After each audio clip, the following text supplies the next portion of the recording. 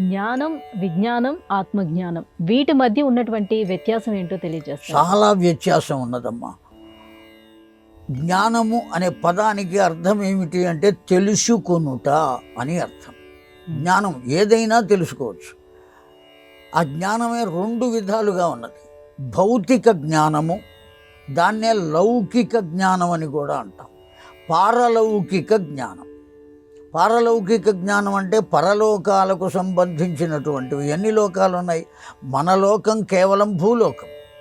ఈ భూలోకం కాకుండా ఇంకా 13 లోకాలు ఉన్నాయి. వాటిని పరలోకములు అంటారు. వాటిని గురించి, అక్కడ ఉండేటువంటి విశేషాలను గురించి తెలుసుకోవటం అనేటువంటిది పారలౌకికమైన జ్ఞానం.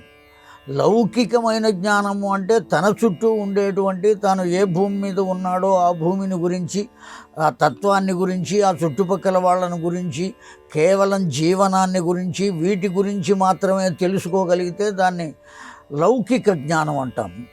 భౌతిక జ్ఞానం అని కూడా అంటాం. ఇతరమైనటువంటి లోకాలను గురించి, ఆ తత్వాలను గురించి తెలుసుకోగలిగితే పారలౌకిక జ్ఞానం అంటాం. కేవలం తెలుసుకోవటం మాత్రమే జ్ఞానము.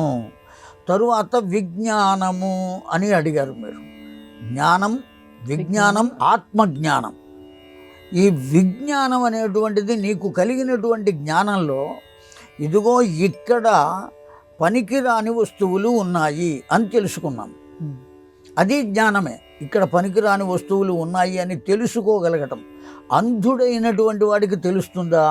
తెలిసే అవకాశం లేదు, కనబడదు కనుక కళ్ళు కలిగినటువంటి వాడికి ఇక్కడ ఉపయోగం లేనటువంటివి, నిరుపమానమైనటువంటివి, పనికిరానటువంటివి ఉన్నాయి అని తెలుసుకున్నాడు. ఇదిగో ఇక్కడ అన్ని పనికి వచ్చేటువంటివి ఉన్నాయి అని తెలుసుకున్నాడు. ఈ తెలుసుకోవటము అనేటువంటిది జ్ఞానం. ఈ తెలుసుకున్న వాటిల్లో ఇది పనికిరానిది కనుక దాని జోలికి మనం వెళ్ళకూడదు. ఇదే కావలసిన వస్తువు కనుక దీన్ని మాత్రమే మనం స్వీకరించాలి అనేది తెలుసుకోవటమే విజ్ఞానము. రెండిటినీ తెలుసుకోవటం జ్ఞానం.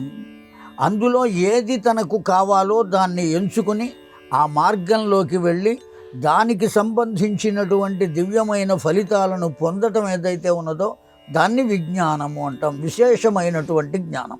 పనికిరాని వాటిని కూడా వాటి దగ్గరకే కళ్ళు ఉన్నా కూడా అక్కడికే వెళ్ళి నేను ఇక్కడే ఉంటాను, ఇలాగే చేస్తాను అని రెటమతంగా మాట్లాడేటువంటి వాళ్ళు కూడా లోకంలో ఉంటారు.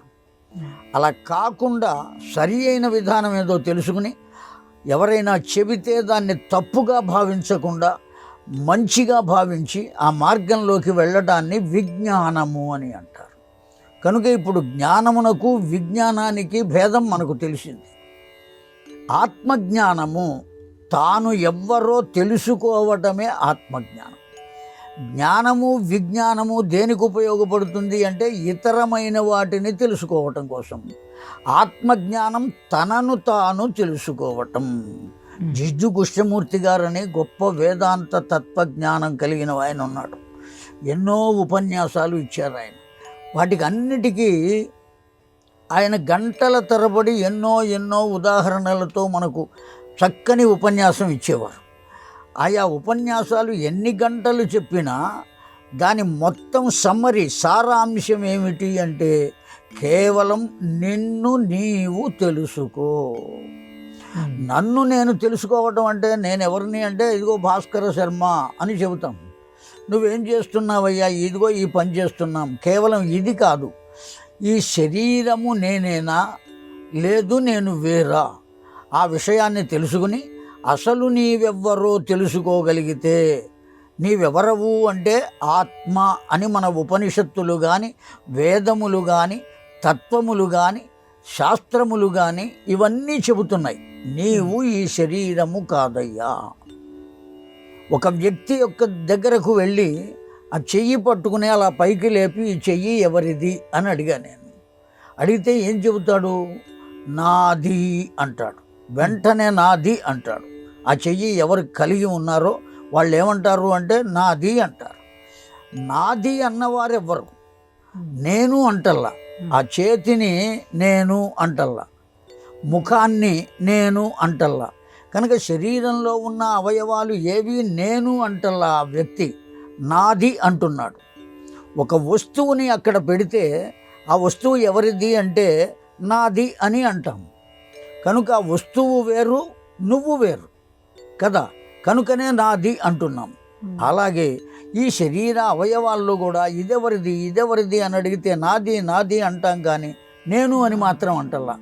మనకు ఇంటర్నల్గా ఆ లోపల ఇది నేను కాదు అన్న సంగతి తెలుసు. తెలిసినా మాయ చేత, అమాయకత్వం చేత ఈ శరీరమే నేను అనుకుని భ్రమలో పడిపోతున్నాం. అస్సలు నీవెవ్వరో తెలుసుకోగలిగితే ఆ నీవే ఆత్మ అనేటువంటి విషయం తెలుస్తుంది. నేను ఆత్మను, ఈ శరీరాన్ని కాదు. ఈ శరీరం కేవలం నేను ధరించిన వస్త్రము వంటిది. వాసాంసి జీర్ణాని యథా విహాయ నవాని గృహాని నరోపరాణి.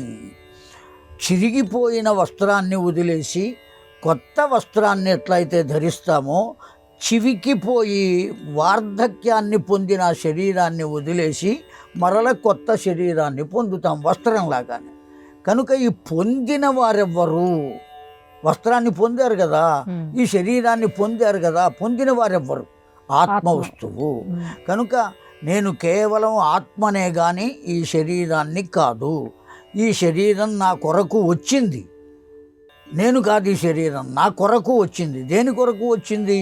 నేను గత జన్మలో చేసిన కర్మలను అనుభవించడం కోసం భగవంతుడు నాకు ఈ దేహాన్ని ఇచ్చిన వస్తువు ఇది. కనుక నేను వేరు, ఈ శరీరం వేరు. ఈ విషయాన్ని తెలుసుకోగలగటమే ఆత్మజ్ఞానము. ఉన్న వస్తువుని తెలుసుకోవటం జ్ఞానం. ఆ వస్తువులో ఏది మంచి ఏది చెడు తెలుసుకుని మంచిని ఆచరించటం విజ్ఞానం. తాను ఎవ్వరో తెలుసుకోవటమే ఆత్మజ్ఞానం. ఇది ఈ మూడింటి మధ్యన ఉన్నటువంటి భేదం.